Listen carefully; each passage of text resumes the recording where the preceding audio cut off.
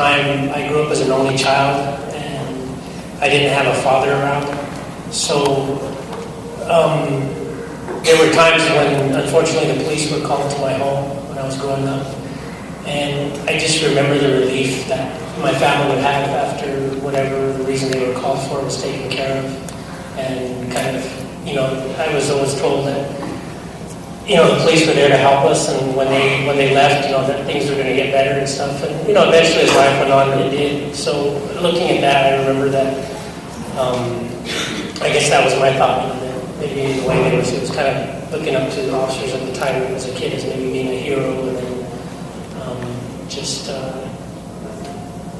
the way they made people feel sometimes, that things were going to get better. So I decided that at that point that that's what I wanted to do, was kind of take on that as well. I got interested in accounting in college. I was required to take an accounting class as an introductory class, and I was good at it and enjoyed it and thought that I could get a job anywhere, which is true, so I stuck with it.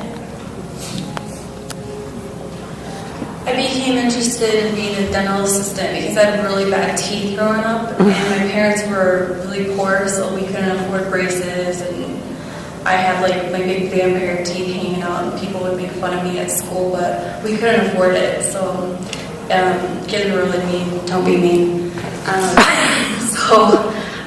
When I got older, I was like, what can I do? Well, fix my teeth, first of all. So I decided I was going to be a dental assistant and help people that couldn't. So we offer free days. Sometimes we all work for free to help people that can't in the community, we weren't able to. So that's why I became a dental assistant. I originally thought I was going to be a rock star coming out of high school, and dropped out of college early on because I just wasn't into it, and I had been playing music for 10 years at that point, so I decided to just do what I already knew, which was be a musician. But I never thought I'd fall into teaching, let alone have it be my ultimate passion in life, and ultimately find that that's really was my calling.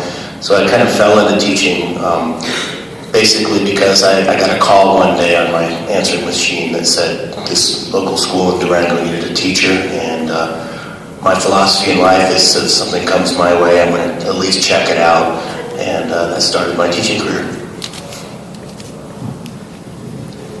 Like a lot of people go into the engineering field, I was interested in math and science in high school, with the added benefit of grew up a poor farm kid in northeast South Dakota, and decided I didn't want to be a poor farm kid for my entire life. So wound up attending the South Dakota School of Mines and going into engineering, which, if you like doing something and they pay for it, that's an awesome decision. And, just really enjoy it. That's where I wanted to be.